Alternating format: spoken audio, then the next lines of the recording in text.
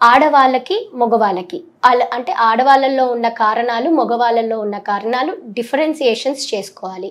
So అందుకనే infertility clinic, infertility సెంటర్కి అంటే ఈ ఫర్ట్9కైనా ఎక్కడికైనా వెళ్ళాలని అనుకుంటే మీరు ఖచ్చితంగా భార్యాభర్తలు ఇద్దరు వెళ్ళాలి. ఎందుకంటే ఇద్దరికి రక్త పరీక్షలు ఉంటాయి. ఆ టెస్ట్ చేయడం వల్ల మాకు కొంచెం పేషెంట్ని స్టడీ చేయడానికి హెల్ప్ అవుతుంది. మీకు కూడా మేము ఖచ్చితంగా ఏమవుతుంది, ప్రాబ్లం ఏంటి అని మేము మీకు ఎక్స్ప్లెయిన్ చేయడానికి ఉంటుంది. సపోజ్ ఇప్పుడు మనము భర్తకి చూసుకుంటే మెయిన్గా ఇప్పుడు ఉన్న జనరేషన్లో, ఇప్పుడున్న కష్టంలో చాలామందికి వీరకణాలు చాలా తగ్గుతున్నాయి. ఇంతకుముందు భర్తకి ప్రాబ్లం ఉన్నా చూసుకునే వాళ్ళు కాదు, కానీ ఇప్పుడు కంపల్సరీ భర్త భార్య ఇద్దరు వచ్చి టెస్ట్ చేయించుకుంటేనే చాలా పాజిటివిటీ ఇంక్రీజ్ అవుతుందన్నమాట. సో భర్తకి కొన్ని టెస్టులు చేస్తే, అంటే కొన్ని రక్త పరీక్షల్లో చేయడం, అంటే థైరాయిడ్ లేకపోతే ప్రోలాక్టిన్, ఇంకా తర్వాత రక్తం తక్కువ ఉన్న వాళ్ళల్లో వీర్యకణాలు తక్కువ అవ్వడం వల్ల, ఆ వీర్యకణాలు తగ్గిపోవడం వల్ల మనకి పిల్లలు అయ్యే ఛాన్సెస్ ఉండదు. సో వీళ్ళల్లో వీర్యకణాలు తగ్గినాయి అని అంటే మేము స్కానింగ్, రక్త పరీక్షలు చేస్తామండి. అది చేపించినప్పుడు వాళ్ళల్లో ఏమన్నా అబ్నార్మాలిటీ తెలుస్తుందా, అంటే ఎందుకు కణాలు పెరగడం లేదు, లేదా కణాలు పెరిగిన బయటికి రావడానికి దారి ఏమన్నా కట్ అయిపోయిందా, లేకపోతే దారి ఏమన్నా మూసకపోయిందా, ఆ దారిని మేము ఏమైనా క్లియర్ చేయడానికి మాకు ఉంటుందా, అలాంటివి ఏమైనా మేము తెలుసుకోవడానికి మనకి స్కాన్ ద్వారా, వేరే టెస్ట్ల ద్వారా తెలుస్తుంది. కొన్నిసార్లు కణాలు బాగా ఉన్నా భార్యతో భర్త కలిసి సరిగ్గా ఇంటిమేట్ అవ్వడం, అంటే కలిసి ఉండడానికి కష్టంగా ఉంటుంది. వాళ్ళల్లో అలాంటి ప్రాబ్లమ్స్ ఏమన్నా ఉంటే మేము ఇక్కడ కౌన్సిలింగ్ చేస్తామండి. మీరు ఖచ్చితంగా వచ్చి ఇక్కడ కౌన్సిలింగ్ తీసుకుంటే చాలా వరకు సక్సెస్ రేట్ ఉంటుంది.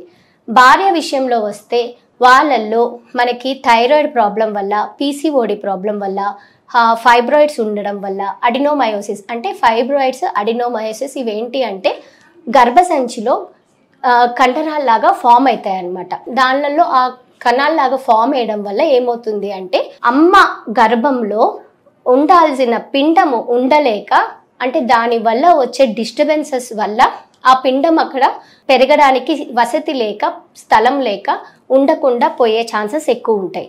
సో అలాంటివి ఏమన్నా ఉంటే మేము ఇక్కడ స్కాన్ ద్వారా చూసుకొని అవి ఏమన్నా ఉంటే క్లియర్ చేసి మనం నెక్స్ట్ స్టెప్ వెళ్ళడానికి ఉపయోగపడుతుంది. ఇలాంటి కారణాలు చాలా మందికి తెలియవు. సో వాటి కోసం మీరు ఫర్టిలిటీ సెంటర్కి వస్తే చాలా వరకు హెల్ప్ అవుతుందండి.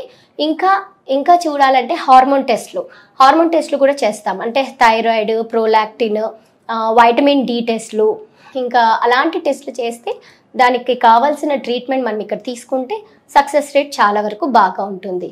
కొంతమందికి యూరిన్ ఇన్ఫెక్షన్స్ ఉండడం వల్ల కూడా భార్యాభర్తలు కలిసినా కానీ ఇబ్బంది ఫీల్ అవుతుంటారు. సో వాళ్ళు కూడా వచ్చి ట్రీట్మెంట్ తీసుకుంటే చాలా వరకు సక్సెస్ రేట్ ఉంటుంది. కొంతమందికి స్కాన్ చేయడం వల్ల లోపల ఉన్న దారి ఎలా ఉంటుందో చూస్తే ఏమన్నా మనకి అడ్డం పడుతున్నాయా అనేది తెలిస్తే మనం దాని జాగ్రత్తలు తీసుకోవడానికి హెల్ప్ చేస్తుందండి.